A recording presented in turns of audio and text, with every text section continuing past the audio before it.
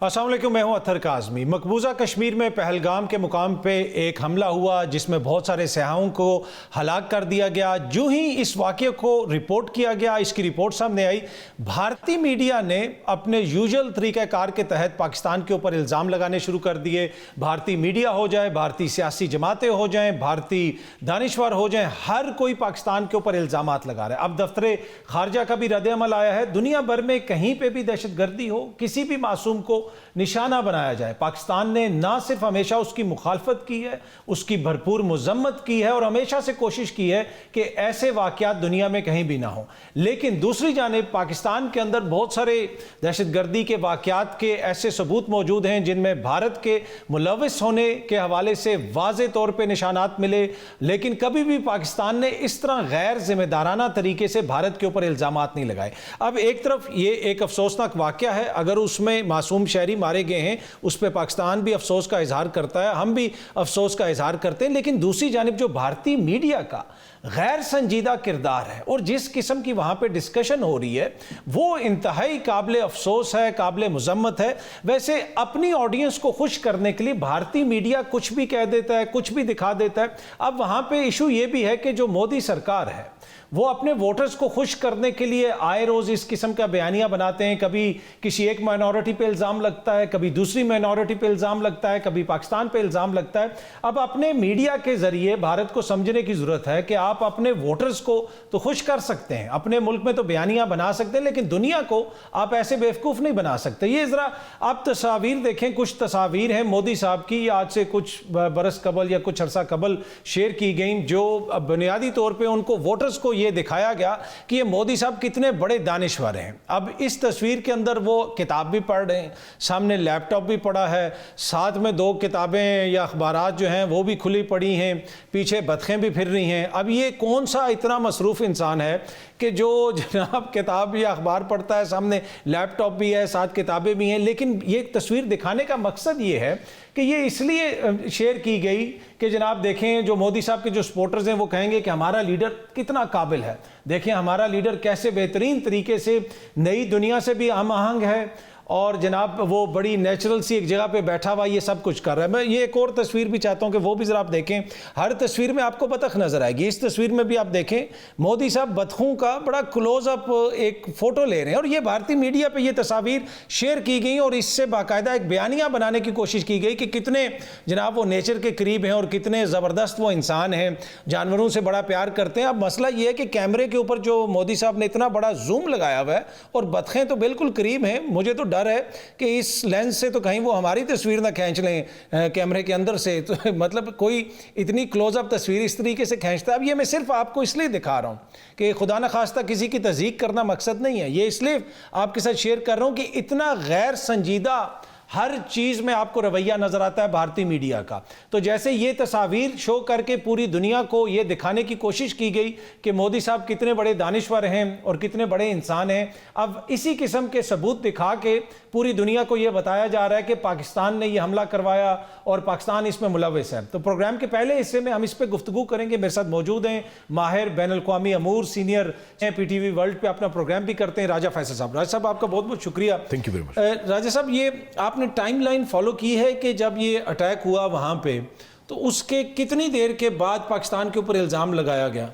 देखिए 3 बजे के करीब ये वहाँ पे इंसिडेंट होता है और उससे फ़ौरन बाद ही सोशल मीडिया पे तो शुरू हो जाता है। लेकिन ये है कि 5 बजे के करीब उन्होंने फुल फ्लेज जो भारतीय मीडिया है उसके ऊपर इसके हवाले से चर्चा करना शुरू किया। मैं ऑब्वियसली खुद भारतीय मीडिया पे बैठे हुए थे मेरे ख्याल में मैं I was the only one who was sitting and somehow सारे चैनल्स के ऊपर से उन्होंने फौरी तौर पर किसी भी पाकिस्तानी को अपीयर होने की इजाज़त नहीं दी।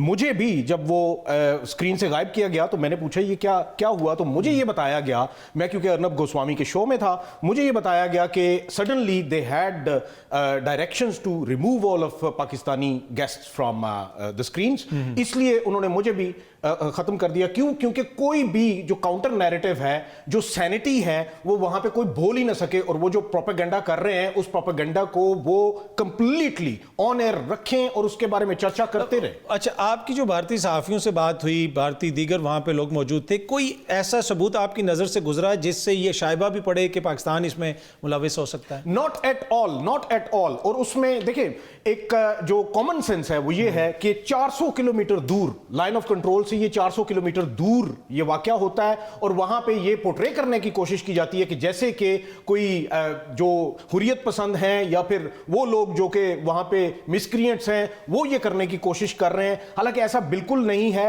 सबसे पहले अथर अगर देखा जाए तो सबसे ज्यादा जो अगर किसी के पास फिगर्स होंगे या किसी के पास वहां पे मालूमात होंगी, कितने लोग इधर आए हुए हैं, कितने कौन कौन किस किस मुल्क से आया हुआ है, वो किसके पास होगा? वो इंडियन इंटेलिजेंस के पास होगा। The best position people to do anything about it were the Indian intelligence people. Indian military उनकी नोज के नीचे, कितनी मिलिट्री है उनकी? 9 लाख। 400 किलोमीटर अगर लाइन ऑफ कंट्रोल से ये दूर है, तो फिर तो ये बहुत बड़ा इंटेलिजेंस फेलियर है, सिक्योरिटी फेलियर। ये नहीं है कि खुदा ना खास्ता बिल्कुल पाकिस्तान के LOC इस तरह पाकिस्तान के लोग थे और अचानक वहां पे कुछ हो गया। ये आप बता रहे हैं काफी अंदर ये इलाका है। देखिए, इसीलिए मैं ये कह रहा हूं कि ये बिल्कुल इनकी एक्सट्रीम वो उस तरफ वाली बॉर्डर वाली साइड बनती है जहां पे के अनंतनाग मौजूद है, जहां पे के आपको पता है कि अमरनाथ यात्रा होती है, उससे बिल्कुल करीब ये वो जगह वाक़ है। और this is considered as one of the most secure places, क्योंकि यहां पे number of military, Indian military बहुत ज्यादा है, और उसकी वैसे भी ऑलरेडी से हमें पता है कि it's one of the most militarized zone of the world. हर 9 लोगों के लिए, हर 9 कश्मीरियों के लिए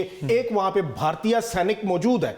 अब ऐसी सिचुएशन में अगर ये कुछ होता है तो दाल में कुछ काला नहीं, पूरी की पूरी दाल ही काली। अच्छा, इंडियन मीडिया पे क्या उनका कोई बंदा ये भी पूछ रहा है कि भाई ये सिक्योरिटी फेलियर है, इंटेलिजेंस फेलियर है, आपने जो प्रोटेक्शन देनी थी उसमें नाकाम हुए, लोग कहां से आगे? कोई ये भी बहस हो रही है कि या फिर तमाम तोपों का रुख पाकिस्तान की तरफ है? अटर वॉर हिस्टेरिया और वॉर मॉन्गरिंग यही चल रहा है, क्योंकि उन्होंने सारे के सारे वो जनरल्स, वो रिटायर्ड जनरल्स वहां पे बिठाए हुए हैं जिनको कि ये बोला गया है कि आप वहां पे ये कहें कि हमें जंग करनी है, हमें दोबारा से सर्जिकल स्ट्राइक करना है, हमें पूरे का पूरा जो पाकिस्तानी साइड का जो आजाद कश्मीर है उसको हमने लेने ही लेना। अच्छा, ये जहां पे ये वॉर हिस्टेरिया की आप बात कर रहे हैं, क्या भारत की तरफ से कोई ऐसी हरकत की जा सकती है, पाकिस्तान पे अटैक हो सकता है, जो आपको लगता है कि वो कर सकते हैं कुछ? देखिए, I presume it will take place, क्योंकि उसकी अगर कड़ियां देखी जाएं तो इस दफा उन्होंने क्या किया कि मोडस ऑपरेंडी ये है कि वो जियोपॉलिटिकली इसके ऊपर माइलेज गेन करना चाहते हैं। कैसे? JD Vance, vice president of US,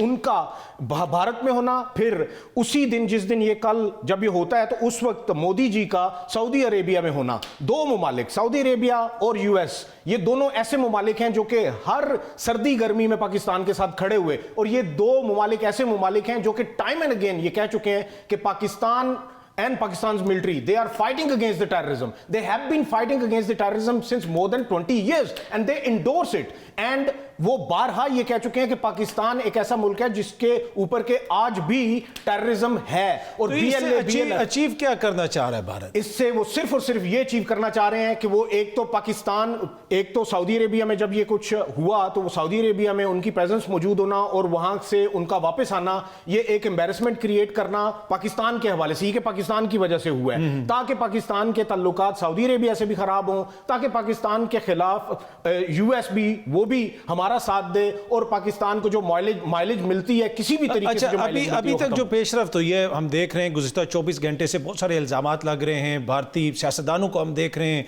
उनके बड़े बड़े जो लीडरान हैं उनकी ट्वीट्स आ रही हैं, कोई संजीदा सबूत कोई अभी तक हुकूमत पाकिस्तान को, पाकिस्तान के इदारों को, पाकिस्तान की एम्बेसी को वहां पे कोई दिखाया गया हो, शेयर किया गया हो, कोई ऐसी इंफॉर्मेशन अभी तक सामने आई? Not at all. और मेरी नजर में पाकिस्तान को भी इस वक्त अपने आप को गन अप करना चाहिए और पाकिस्तान को सबसे पहले, पाकिस्तान के फॉरेन ऑफिस को, सारे के सारे जितने भी एम्बेसडर्स इधर मौजूद हैं, अहम ममालिक के जितने भी एम्बेसडर्स हैं, उनको एक ब्रीफिंग देनी चाहिए कि this is what is happening and Indian media is of course igniting the war hysteria and they want a war with us, but we are a nuclear nation, they are a nuclear nation and it is a tipping point and there should be sanity that must prevail, not अगर war mongering. Briefly आखिर में बताएगा, अगर भारत को ये ऐसी हरकत करता है जिस तरह माजी में भी उन्होंने सर्जिकल स्ट्राइक की बात की, 27 फरवरी, वो सब कुछ पाकिस्तान की, भारत की तारीख का हिस्सा है, सबको याद है, तो क्या पाकिस्तान के जो इदारे हैं, पाकिस्तान की जो हुकूमत है, इनको इस चीज़ का इदराक है? यहाँ पे आपको तैयारी नज़र आती है? मुझे वो कल से तैयार नजर आते हैं। वो ये भांप रहे हैं कि वो ये समझते हैं कि ये सबका सब जो ड्रामा लगाया जा रहा है वो इसी वजह से लगाया जा रहा है कि वो पाकिस्तान को समझते हैं कि शायद पाकिस्तान जो है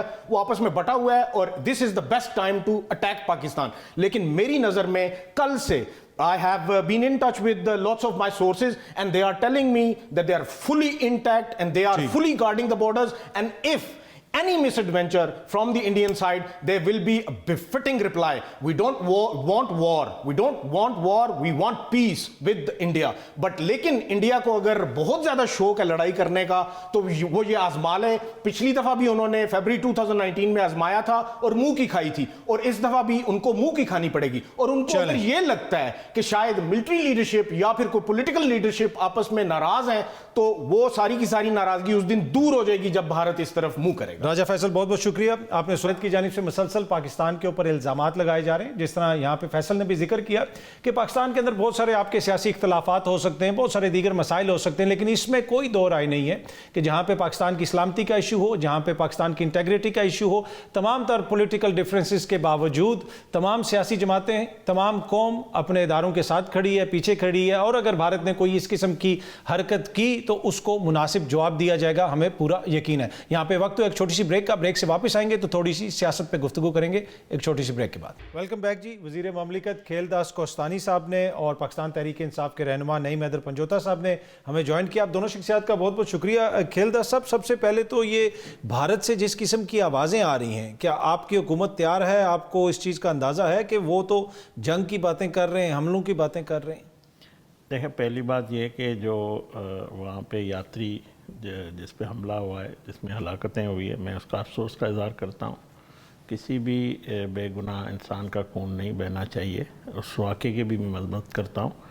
मगर ये भी हैरत होती है कि जो 7 लाख फ़ौजें उन्होंने कश्मीर में चप्पे चप्पे पे लगाई हुई है, हर जगह पे इतनी सिक्योरिटी फेलियर उनका है, और अभी ये हादसा वाक़या होता है और उधर से उनकी मीडिया जैसे एक मैनेज चीज़ हो ना कि जल्दी से बस पाकिस्तान पे इल्ज़ाम लगाना, तो ये मैं समझता हूँ इनका जो मकरूर चेहरा है, और वो अपना अंदर घर चेक करने के बजाय फौरी तौर इस तरह की गैर जिम्मेवाराना स्टेटमेंट या इस तरह अगर उन्होंने कोई एडवेंचर किया जिस तरह उनका मीडिया रिपोर्ट कर रहा है, मुख्तलिफ सिनारियोज पेंट कर रहा है, तो पाकिस्तान की तरफ से जवाब मिलेगा और आपकी हुकूमत जवाब देगी आगे से?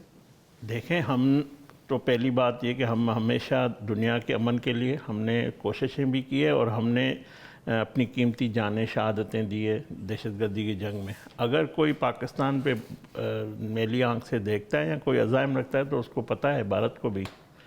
और जिस तरह एक जो आए थे अभिनंदन साहब चाय की प्याली पे, तो फिर उसको पता है कि पाकिस्तान क्या करेगा। तो हम चाहते हैं कि इस तरह का माहौल ना बने जिससे खित्ते में कोई। पंजोता साहब, कुछ सियासी बातें भी करनी है, लेकिन ये बड़ा इंपॉर्टेंट इशू है। जिस किस्म की आवाज़ें भारत से आ रही हैं और वो कभी कहते हैं कि ये स्ट्राइक कर देंगे, वो स्ट्राइक कर देंगे, हुकूमत से आप लोगों के बहुत इख्तलाफात हैं, सियासी इख्तलाफात हैं, इस चीज़ के ऊपर पाकिस्तान तहरीक इंसाफ कहाँ पर खड़ी है अगर भारत जो है इस किस्म की जब ज़ुबान इस्तेमाल कर रहा है, धमकियाँ दे रहा है? बहुत शुक्रिया दरकाज़मी साहब। देखें, पाकिस्तान तहरीक इंसाफ का बड़ा वाज़ह मौक़िफ़ है कि हम तो पाकिस्तान की बका की जंग लड़ रहे हैं, और कोई बाहर से हमारे ऊपर हमला करता है तो हमने उसके साथ तो खड़े नहीं होना, पाकिस्तान के साथ खड़े होना है। तो हम तो पाकिस्तान के साथ खड़े हैं जी, बिल्कुल क्लियर मौक़िफ़ है हमारा। तो हम तो किसी सूरत जो है कोई धमकी देता है तो बिल्कुल क्लियर मौक़िफ़ है कि उसको उसी अंदाज़ के अंदर जवाब देना चाहिए। ठीक है। अच्छा, कल आपकी इमरान खान साहब से मुलाकात नहीं हो सकी, क्या वजह बनी? देखें, इस्लामाबाद हाई कोर्ट का हुक्म था। उस हुक्म की रोशनी के अंदर वकला, फैमिली और सियासी रफ़क़ात जुमरात को मिलते हैं, मंगल को वकला और फैमिली मिलती है, लेकिन लिस्ट में नाम होने के बावजूद ना वकला की मुलाकात करवाएगी, फैमिली की लिस्ट भी भिजवाएगी, उनको भी नहीं मिले, एक बहन को भी नहीं जाने दिए। पहले तो ये दावा था ना कि 2 जा सकती हैं, 1 नहीं जा सकती। कल हमने ये कहा कि 2 अगर जा सकती हैं, यानी अलीमा बाजी ने कहा कि चलें आप 2 चली जाएं, लेकिन उनको भी नहीं जाने दिए, कासिम भाई को भी नहीं जाने दिया गया। तो ये तो हाई कोर्ट के हुक्म की वायलेशन है, और इसको तो जो है वो अदालतों को ही रिड्रेस करना होगा, और अपने जो अहकामात दे रहे हैं उनके ऊपर अगर अमल नहीं होगा आज तो भी तजलील तो इस्लामाबाद हाई कोर्ट गए हुए थे इस्लामाबाद हाई कोर्ट गए हुए थे। आज जाकर ये इस्तदा की कि नो डाउट आपके ऊपर डेफिनेटली हम समझते हैं ना कि इसी वजह से केसेस फिक्स नहीं हो रहे। हमने वहाँ ये सदा लेकर गए कि केसेस को फिक्स किया जाए, जो तौहीन अदालत की दरखास्तें हैं वो फिक्स किया जाए, क्योंकि ये आपकी तौहीन हुई है। तो अदालत ने कहा कि हम फिक्स कर देंगे। अभी हमें इतला मिल रही है कि वो जो 3 मेंबर बेंच था उसने केस जो है सुनने की जगह के ऊपर एक और जज के पास ये मैटर भिजवा दिया है, यानी तमाम केसेस को भिजवा दिया। हालांकि जिस अदालत के हुक्म की पामाली होती है वो अदालत ही केसेस वो सुनती है जिसमें वो अहकामात जारी कर चुकी होती है। लिहाजा यहाँ पर तो कोई कायदा नहीं है, कोई कानून नहीं है, कोई रूल नहीं है। अपनी मर्जी से जो है, शायद इसलिए कि अपनी मर्जी का फैसला उसके अंदर तौहीन के अंदर दिया जाए या तौहीन के अंदर कोई नोटिस ना लिया जाए। तौहीन अदालत जहाँ जहाँ होती है वहाँ पर अदालतों का काम है कि वो अपने फैसलों के ऊपर अमल करवाए। ठीक। सुप्रीम कोर्ट में एक जो चीफ जस्टिस याये साहब हैं उन्होंने ऑर्डर फरमाया कि सलमान सफदर साहब जाकर खान साहब से मिल लें। घंटा वो खड़े रहे, उनको नहीं मिलने दिया गया। कौन है जो इतना ताकतवर है जो चीफ जस्टिस के अहकामात को हवा में उड़ा रहा है? तो ये अदालतों पर इम्तिहान है। ये आपके साथ ही बैठे हैं, मैं ज़रा पूछ लेता हूँ। सर, आपकी हुकूमत है, अदालतों के हुक्म है, लेकिन उसके बावजूद मुलाकात नहीं होने दे रही। इतने मसाइल हैं मुल्क के अंदर, भारत की तरफ से ये बातें हो रही हैं, सिंध के अंदर जो मसाइल चल रहे हैं, रोडें ब्लॉक हुई हैं, उस पर भी मैं आऊँगा। लेकिन ऐसे माहौल के अंदर बहनों की मुलाकात रोकना, क्या ये हुकूमत का तर्ज अमल दुरुस्त है? देखिए, मैंने पहले भी आपके शो से पहले भी एक हमारा शो हम इकट्ठे थे प्रोग्राम में, मैंने वहाँ पे भी अर्ज़ की कि देखें, हमारा कोई बानी पीटीआई से ज़ाती कोई दुश्मनी नहीं है ना। हमने हमारी लीडरशिप ने ये कहा है कि हम इसका एयर कंडीशन निकाल देंगे, हमको ये सहूलत वापस ले। इवन नवाज शरीफ साहब ने तो ये कहा अगर 2 AC लगा दें मुझे एतराज़ नहीं है।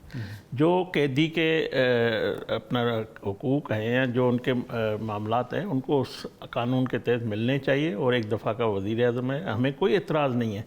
और जो उन्होंने सहूलियात मांगी है उसको मिली है, अदालतों के थ्रू मिली हो। किसी तरह कोई एतराज़ नहीं, उनको एतराज़ है जिनको नहीं दे रहे। आपको क्या एतराज़? आप जो मेरे से पूछ रहे हैं तो मैं अपना बता रहा हूँ। तो जो ये कर रहे हैं ना, देखें, अब पीटीआई के पास और कोई इवेंट नहीं है, ना जलसा कर सकते हैं, ना रैली कर सकते हैं, ना अवाम में जा सकते हैं। अब अडियाला के बाहर एक तमाशा लगता है, उस तमाशे में ये आके आपस में लड़ते भी हैं। वो कहते हैं कि ये अंदर कैसे चले गए, जो नहीं जाते हैं वो हमें किसने रोक दिया। मैं इनको पंचोदा साहब वकील है, इमरान साहब के पास जाता है, मैं इनको मशवरा देता हूँ, इमरान खान साहब खुद क्यों नहीं कहते कि मेरी बहनों को या मेरे जो नामिनी है या जो सलमान अकरम राजा, उनको क्यों नहीं छोड़ रहे? आप पाकिस्तान के खिलाफ ट्वीट करवा देते हो, आर्टिकल लिखवा देते हो, सब कुछ करवाते हो अपने ट्विटर हैंडल से, आपने जो तनकीद करनी कर देते हो।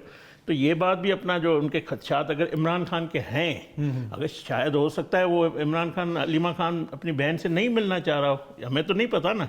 तो ये मामला जो है ये रोज़ाना तमाशे की बजाय ये तो बड़ा इंपॉर्टेंट पॉइंट है वैसे, जो इस मामले को मुका दें खुद ही। वैसे ही पंजोता साहब, ये जो वजीर साहब कह रहे हैं कि खान साहब के ट्विटर अकाउंट से ट्वीट तो होती है, कल भी जो और आज भी जो ट्वीट आई वो इधर मेरे सामने पड़ी है, उसमें कहीं पे कोई ये इस तरह का जिक्र नहीं है कि वो इसको नईम को नहीं आने दिया गया या बहनों को नहीं मिलने दिया जा रहा। तो इस पे वो तो ट्वीट तो नहीं कर रहे, वो तो कोई गिला शिकवा उस तरह ओपनली नहीं कर रहे। देखिए, ट्वीट आपने आई थिंक सो से और से पढ़ा नहीं है। उस ट्वीट के अंदर लिखा हुआ है कि मेरे रफ़्क़ात को रोका गया है, मेरे वकला को रोका गया है, मेरी फैमिली को रोका गया है। उसमें उन्होंने अफसोस का इज़हार किया है और यही कहा है कि 26वीं तरमीम के तहत अदालतें ख़त्म कर दी गई हैं, इन अदालतों को अपनी साख्त बहाल करना होगी। ये जो हुकूमत के ताबे सारा निज़ाम कर दिया गया है कि जो मर्ज़ी है पाकिस्तान के अंदर जैसे दिल हो कर लिया जाए, जैसे दिल हो अहकामात को हवा में उड़ा दिया जाए।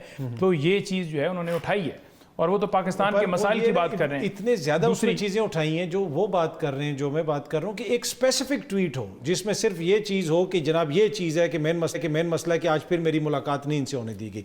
वो बहुत सारी चीजों के अंदर होता है और उसमें बहुत सारा वो उस तरह जिक्र नहीं होता कि जिस तरीके से एक स्पेसिफिक चीज है।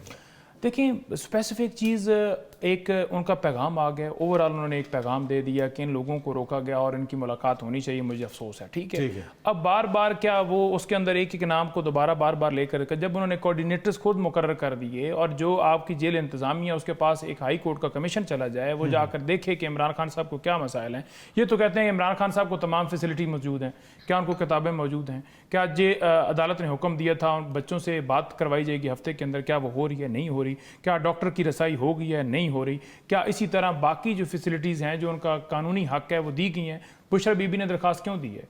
खान साहब की तमाम दरखास्तें झूठी हैं, हम झूठी दरखास्तें लेकर फिर रहे हैं। तो ये तो एक बयानी है, ये तो गोली को भी नहीं मानते, ये कहते हैं कि गोली भी नहीं चली, हालांकि वो तमाम तरह एविडेंस हमारे पास मौजूद है। एक कहानी जो मैं 9 मई के केसेस के हवाले से बात करना चाहता हूँ, कुछ आज और केसेस थे जिसमें आज यहाँ पर जो सरवर साहब हैं और दूसरा खुरम नवाज साहब हैं, उन दोनों को बरी कर दिया गया। इधर लगे हुए थे वो जो मुख्तलिफ मुकदमात दर्ज किए गए थे, एहतजाज हो गया, ये हो गया, वो हो गया, लेकिन बाकियों के मुकदमात उनकी दरखास्तें खारिज हो गई और उनको बरी कर दिया गया है और वो ट्रायल चलेंगे। उनको क्यों बरी कर दिया गया है? क्योंकि उनकी इनके साथ एफिलिएशन हो गई है या वो पीटीआई से पीछे हट गए हैं, कोई एक एमएनए बन गया है और एक पार्टी छोड़ चुका है, दूसरा भी ये डेफिनेटली छोड़ कर गया है। तो जो बंदा पार्टी छोड़ेगा या पीटीआई से लातलकी करेगा या बयान देगा वो बरी ज़िम्मा है, और जिनके जो पीटीआई के साथ खड़े हैं वो उनका कसूर है। तो ये कैसा कानून है, ये कैसी दौरा है? दूसरी बात मैं ये उठाना चाहूँगा कि यहाँ पर मेरे पास एक ये स्टेटमेंट आई है जो इंचार्ज सिक्योरिटी ब्रांच हैं इंस्पेक्टर असमत कमाल, ठीक है जी, ये किधर के सिक्योरिटी इंचार्ज हैं? ये सिक्योरिटी इंचार्ज यहाँ पर रावलपिंडी के अंदर तैनात थे, जिनके बयान के ऊपर चक्री जो सर्विस एरिया है, उन्होंने कहा कि वहाँ पर मैं टेबल के नीचे मौजूद था, एक कारकुन का बेस बदल कर गया और मैंने देखा कि इमरान खान साहब जूम के ऊपर मीटिंग कर रहे हैं, वहाँ पर दीगर लोग भी मौजूद थे, आप चला भी सकते हैं और आप इसका तस्वीर लेकर उधर भी कर सकते हैं। तो उसके अंदर वो लिख रहे हैं जी कि मैंने देखा कि इमरान खान साहब हदायत दे रहे हैं कि अगर मैं गिरफ्तार हूँ तो गिरफ्तार होने के बाद आपने तमाम तनसीबात के ऊपर हमला कर देना है। और 2 मुकदमात में ये 2 मुकदमात जो बाकी भी थे उधर, लेकिन 2 मुकदमात में अदालत ने तमाम जो लीडरशिप है, बेशतर लीडरशिप को बरी कर दिया इस बुनियाद के ऊपर कि कोई एविडेंस नहीं है, और अगर ये केस इसी तरह फैब्रिकेटेड एविडेंस के साथ चलाया जाए, क्योंकि जेली एविडेंस है, तो सजा नहीं होने वाली। तो लिहाजा जब उसी स्टेटमेंट के ऊपर सरगोदा में 2 केसेस में वो तमाम लीडरशिप बरी हो जाती है और उसी स्टेटमेंट को लेकर लाहौर जाते हैं, ये यसमतुल्लाह और इनके साथ दीगर 2 साथी, एक का नाम खालिद है और एक का नाम हशाम अफजल है, ठीक है जी, और इसी स्टेटमेंट को लेकर पिंडी में जाते हैं। हालांकि कानून ये कहता है कि अगर एक कोई बयान देता है कोई मुद्दई, तो उसकी मुद्दई के अंदर एक मुकदमा होगा। ये नहीं होगा कि आप 12 मुकदमे शिबली फराज के ऊपर यहाँ दर्ज कर दें, इमरान खान के ऊपर 20 मुकदमे दर्ज कर दें। तो एक स्टेटमेंट के ऊपर मुख्तलिफ शहरों में मुकदमात कैसे दर्ज हो सकते हैं? और उस स्टेटमेंट के ऊपर अगर वो बरी हो चुके हों तो फिर कैसे हो सकते हैं? सुप्रीम कोर्ट कैसे ये कह सकती है कि 4 महीनों के अंदर ये केसेस का फैसला जो है वो दिया जाए? क्या सुप्रीम कोर्ट को ये असमतुल्लाह का बयान नजर नहीं आ रहा? आज तो सुप्रीम कोर्ट से रिमांड लेने गए थे नजर नहीं आ रहा? तो आज सुप्रीम कोर्ट ने रिमांड नहीं दिया ना खान साहब को, देखिए रिमांड नहीं दिया ना, तो बाकी केसेस भी खत्म करने चाहिए। ये है 9 मई की सारी इनकी कहानी, इसी बुनियाद ठीक है। मैं जरा मुनीब फारूक साहब ने भी हमें ज्वाइन किया है, तो मुनीब साहब बहुत बहुत शुक्रिया। मुनीब साहब, आप गुफ्तगू सुन रहे थे, कल भी मुलाकात नहीं हो सकी, मुकदमात का भी अब जिक्र हो रहा है, 9 मई के मुकदमात का जो जल्दी फैसला आने की बात हो रही है, उस पर बहुत सारे तहफ़्फ़ुज़ात का इजहार किया जा रहा है कि शायद इनके एमएनएज़ को सजाएं हो जाएं। तो आपको ये मामला किस तरफ जाता हुआ नजर आ रहा है?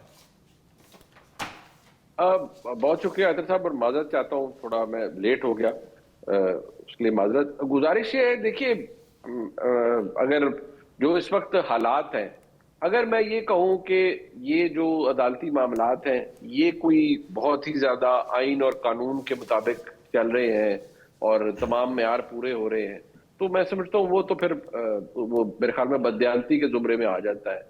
अब इसके अंदर एक जो सबसे बड़ा इशू है वो ये है कि क्या ये सवाल मेरे पास भी होता है और मैं भी करता हूँ, बहुत से दोस्त इससे शायद उनको खुशी, वो नाराज भी हो जाते हो कि देखिए मेरा आर्गुमेंट बहसियत काम पाकिस्तानी क्या है कि आप सजाएं होनी चाहिए, इस एक मुकदमे में नहीं, हर एक मुकदमे में कानून के मुताबिक अगर आपके पास शवाहिद है। फौजदारी में तो यही चीज होती है और जाहिर बात है बियॉन्ड रीजनेबल डाउट आपने एस्टेब्लिश करना है।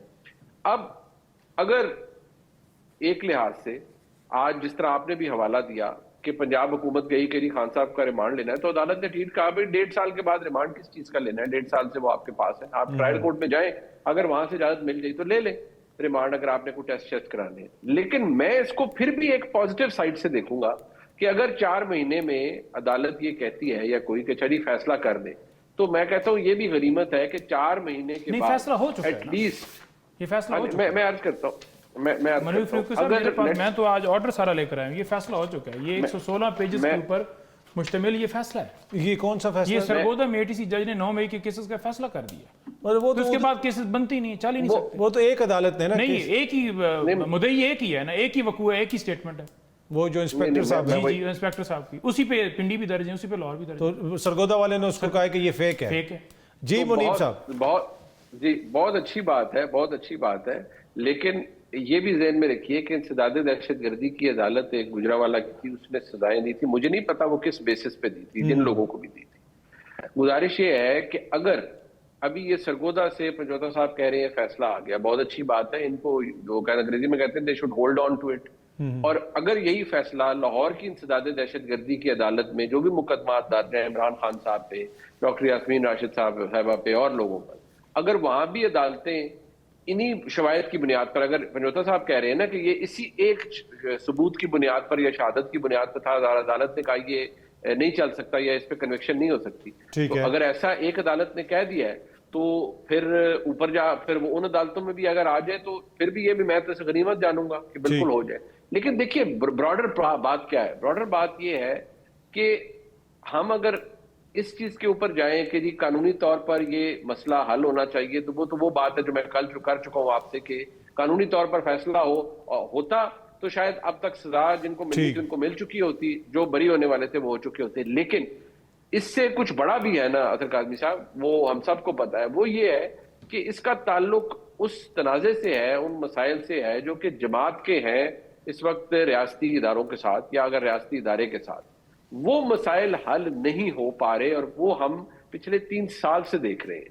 मुतअद्दिद दफा आपके प्रोग्राम में अर्ज कर चुका हूं, हम आपस में डिस्कशन भी करते हैं कि चीजें बेहतर नहीं हो रही। ठीक। अब अगर कोई चीज बेहतर नहीं हो रही तो उसकी वजह क्या है?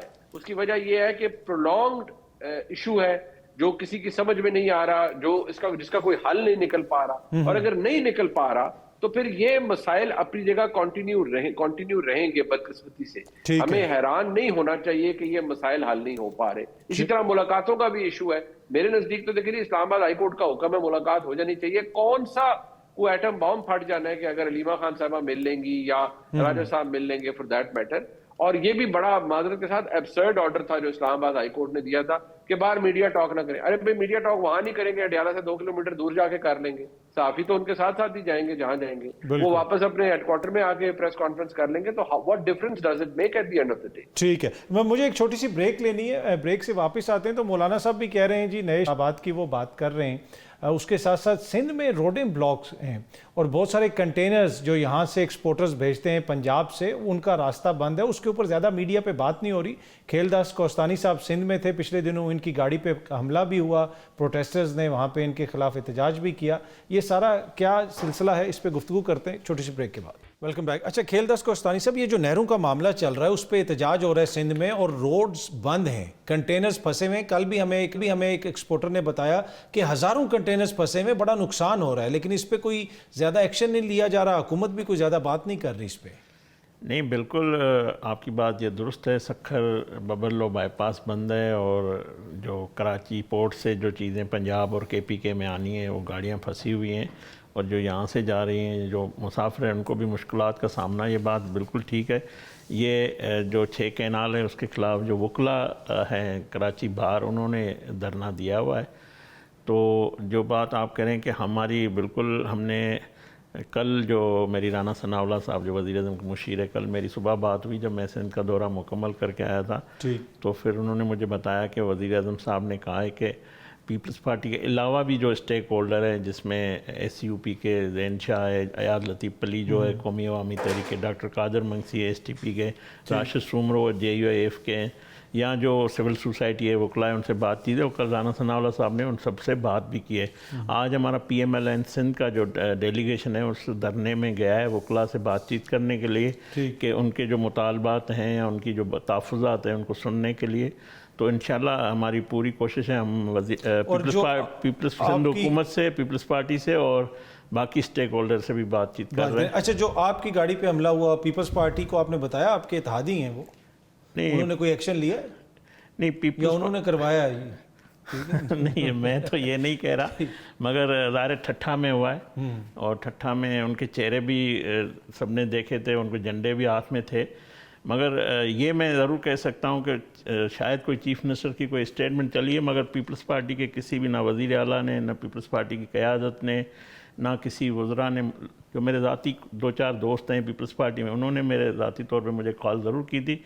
हुकूमती सतह पे किसी वज़ीर ने, प्राइम मिनिस्टर साहब का मैं शुक्रिया अदा करता हूँ, उसने फ़ौरन मुझे फ़ोन की, तमाम cabinet, information minister, deputy prime minister, जो भी हमारे वफाकी वज़रा है, पार्टी के लीडर ने भी, और बाकी भी काफ़ी जमातों से, MQM से, PTI के भी कुछ दोस्त हैं, उन्होंने भी की कॉल।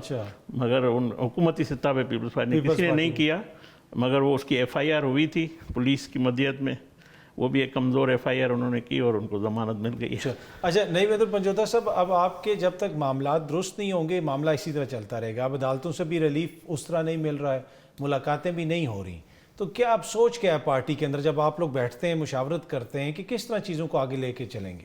देखिए, पहली बात तो ये है कि खान साहब का वाज़ेह मौक़िफ़ है कि आप तमाम जमातें जो पॉलिटिकल हैं उनके साथ, जो अपोजिशन के अंदर हैं उनके साथ अलाइंस करके जो आपके साथ रूल ऑफ लॉ के ऊपर मुत्तफ़िक होता हो, उनके साथ मिलकर आपने लाए अमल देना है। वो मौक़िफ़ क्लियर है, जिसमें एहतजाजों का ऑप्शन हमारे पास है और खान साहब ने उस पर कहा है कि उसको ज़रा तेज़ किया जाए।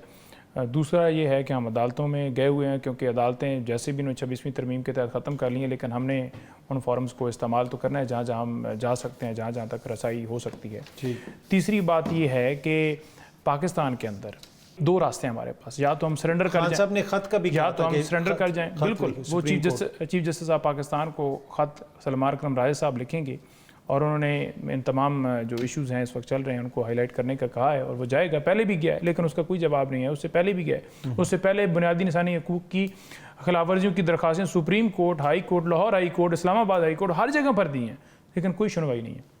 देखिए, 2 रास्ते हैं आपके पास, या आप सरेंडर कर दें, ठीक है, या आप अपने हकूक़ के लिए जो है उस जुल्म के ख़िलाफ़ आवाज़ बुलंद करते रहें। तो हमने तो जो रास्ता है जुल्म के ख़िलाफ़ आवाज़ बुलंद करने वाला, अपने हकूक़ के लिए लड़ने का रास्ता, जो कि हमारे लीडर, उसके पीछे हम तमाम मुत्तहिद पूरी कौम खड़ी है, और हम उस रास्ते को नहीं छोड़ेंगे। उसके लिए हमारी जान जाती है। पहले भी हमारे ऊपर गोलियां चलाई गई, पहले भी हमारे लोगों को उठाया गया, मुख्तलिफ मुकदमात में इम्प्लीकेट किया गया। लीडर जेल में है, उनकी अहलियत जेल में है, लीडरशिप जेल के अंदर उसके अलावा है, कारकुनान जेल में है, लेकिन हम तो अपने मौक़िफ़ से पीछे नहीं हट रहे। जहाँ आइन की बालादस्ती की बात, मैं पिछले प्रोग्राम के अंदर भी बैठ रहा था, वो कह रहे थे कि देखें जी JUI आई, देखें जी जमात इस्लामी आई, देखें जी MQM आया और इससे बड़ा जलसा करके दिखा देगी, गैदरिंग करके आपके के लिए तो लोग निकलेंगे नहीं। उनको इजाज़त है, हमें इजाज़त नहीं है। हमारे ऊपर गोलियां चलाई जाती हैं, हमें रुकावटें डाली जाती हैं। आज अगर एजाज चौधरी प्रोडक्शन ऑर्डर जारी करने के बावजूद इस सेनेट के अंदर पेश नहीं किए जा रहे, तो वो क्या हमारा कसूर है या जो कर रहे हैं उनका कसूर है? तो वो पूरी दुनिया में किसकी जगह सही हो रही? पाकिस्तान की हो रही है। आज अगर जमहूरियत ब्रीफली बताइएगा, बस की कमी मैंने मुनीब साहब को भी शामिल करना है। जो आपका बयानी है, खान साहब अब 600 से ज़्यादा दिन हो गए जेल में, वो जो डील की बात आ रही है, क्या वो मुज़ाकरात के लिए डेस्परेट हैं? क्या उस बयानिए में कोई लचक आई है, वो अभी बात करना चाहते हैं? खान साहब, क्या इशू है? खान साहब की स्टेटमेंट आई, आप पढ़ लीजिए, क्या उसके अंदर कहीं डील का इंप्रेशन आया? उन्होंने कहा है कि मैंने किसी को टास्क नहीं दिया कि मेरी ज़ात के हवाले से कोई डील के लिए बात कीजिए। मतलब ये सारे मुनीब साहब, यहाँ पे अब आपको पता है कि भारत की तरफ से भी बहुत सारी पाकिस्तान के हवाले से इल्ज़ामात लगाए जा रहे हैं, धमकियाँ दी जा रही हैं। सिंध में रोड ब्लॉक है, कंटेनर्स फंसे हुए। ये कल मुझे एक एक्सपोर्टर ने बताया कि हज़ारों कंटेनर्स फंसे हुए, ऐसा एक माहौल है। फिर उसके अलावा KP में भी सिक्योरिटी के मसाइल हैं।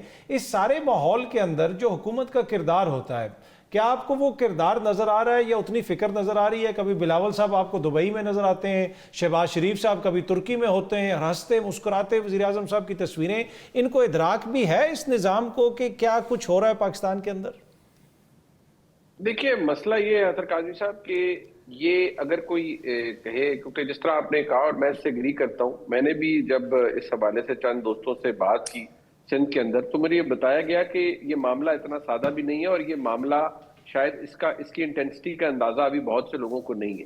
मैं गलत हो सकता हूं, लेकिन मुझे लगता है कि इस मामले के ऊपर ये नहीं कि पीपल्स पार्टी की वजह से, मुझे लगता है इसके ऊपर कोई टैक्टिकल रिट्रीट दिखानी पड़ेगी वफाकी हुकूमत को, क्योंकि ये मामला मैं समझता हूं ये पीपल्स पार्टी सेंट्रिक नहीं है, एक सूबे का मामला है। और ये बात पीपल्स पार्टी के दोस्त खलवत में जलवत में ये बात कहते नजर आते हैं कि भाई हम अगर आज कह भी दें कि अच्छा जी हमने इस मसले से हाथ उठा लिया, चलें ठीक है जी कोई इसको नाम दे दे, तो फिर भी लोग जिन्होंने सड़क ब्लॉक की हुई है वो वापस नहीं जाएंगे, वो हमारे कहने से उठेंगे नहीं।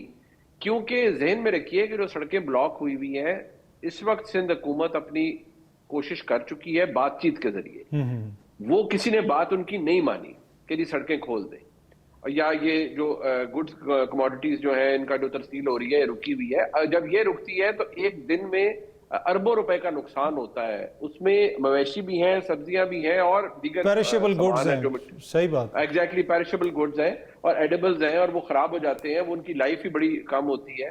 तो वो तो अब तक कई तो बल्कि खराब हो चुकी हैं, आपको पता है इस बात का। क्योंकि गर्मी का मौसम भी है ना सिंध में, तो इस वक्त गर्मी भी आप देखें, हम पंजाब लाहौर में 40-41 है तो वहां पर तो क्या होगी।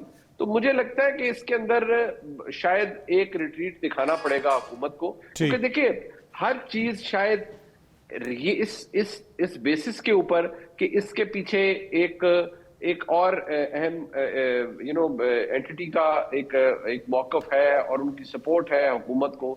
इस तरह से मामला हर जगह नहीं चल सकता।